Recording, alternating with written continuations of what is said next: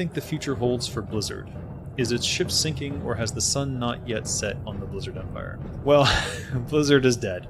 It is a corpse. It is a corpse being puppeteered by Activision and Bobby Kotick.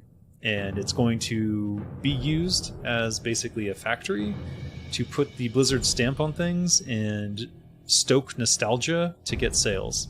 And that's it. That's it. So stop holding out hope that Blizzard is going to come back. Everyone who founded Blizzard, all the principles that Blizzard was founded on, they're gone or they're dead. No one died. Sorry, the principles are dead. No one died. Principles that Blizzard was founded upon are dead. They've been desecrated and are destroyed. So let Blizzard go. That's my main message, is let Blizzard go. Appreciate what was created back when it was done, and stop holding out hope that it's going to come back, because it's not. What is up everyone, it's your boy Ivy here, and in today's video I want to talk a little bit about my thoughts on the state of Blizzard Entertainment. There was a time when Blizzard Entertainment was the beacon of the gaming industry, and was renowned for its innovative games. I was a huge fan of Diablo 2 and I spent countless hours in the game farming for the best loots to PvP. Back then there wasn't really a dungeon system per se, but you basically just grind certain spots like Tristram, Tarasha, Act 4 Diablo runs, and Secret Cal levels. And when the expansion pack came out, they introduced new classes along with the newly designed Act 5, which include brand new areas with new monster types. It was a much simpler time back then, and I feel like the game had a great balance of PvE and PvP. And even though the grind back then was extremely repetitive, even more so than now, I had several accounts with characters that were levels between 95 through 99. There was never a dull moment, as finding the best drops gave me a sense of happiness and a rush of satisfaction. Also, I feel that the PvP aspect of the game was much better than what it is now. The game allows a maximum of 8 players in a party, and you can host a room and have a 4v4 clan wars. It was honestly one of the most funs I've had in an ARPG. In 2008, Activision bought out Blizzard Entertainment. At first, I felt like they were still doing okay with the launch of StarCraft 2 in 2010, but it was shortly after the launch of Diablo 3 in 2012 is when the downfall of Blizzard really took off. They were experiencing a cultural crisis, and reports of workplace toxicity and discrimination within the company started to surface. Former employees came forward with allegations of harassment and mistreatment, exposing a company culture that had drifted far from its initial value. The lack of accountability and slow response from management only fueled the fire, leading to public outrage and the formation of growing movement against Blizzard. Blizzard also faced another problem with creative stagnation. The studio's once innovative game design seemed to have plateaued, and players noticed a lack of fresh ideas on existing franchises without the same level of passion and care that made those games legendary in the past. This has led to a decline in game quality and a sense of detachment from the company's core audience.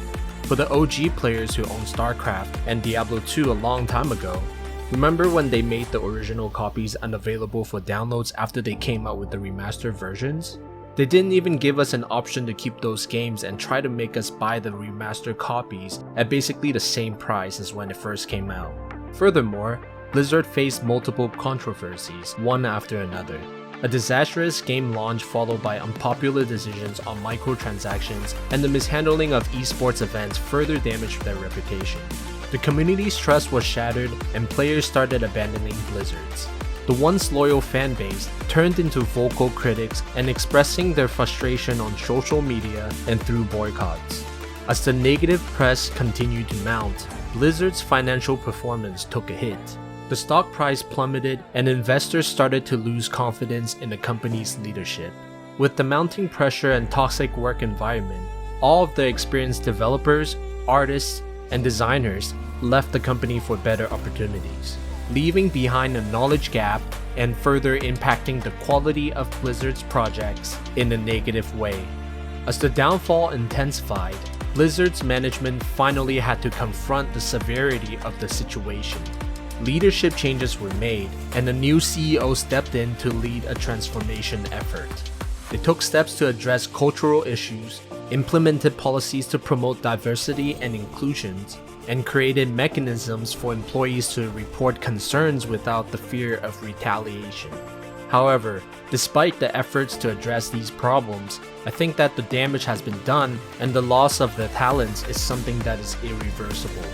Nearly everything that Blizzard has created in the past few years has been a massive disappointment, and I feel like all they care about now is to make money by exploiting the expectations they had built up before.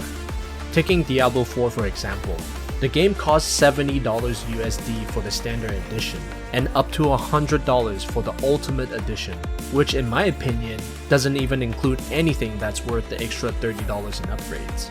I also thought that it was weird how they included things that are not even related to Diablo 4 in the Ultimate Edition. The game did start off strong, as I still had hopes that Blizzard would turn things around, but unfortunately, the launch of Season 1 was just another huge disappointment. If you want to power level up your character to 100 in just 2 days, all you have to do is rush yourself to World Tier 4 and run blind barrels with a 4-man group over and over again. My friend took 15th in the world right after Rob and Rengar in reaching level 100, and I saw that all he did was farm blind barrels for 2 days straight. This season, I wanted to enjoy the game and not rush myself running the same exact dungeons over and over again. But even with that mindset, I could not get myself to max out my robe since I felt like all I'm doing was the same exact thing as I did in the preseason, without any endgame goals to reach. I want to give my final shout out to the original Blizzard crew. Thank you for everything you've done, and after my experience with Diablo 4, I'm confident to say that I will never buy another Blizzard game ever again. This is IV here, screw you Blizzard, and I'm moving on.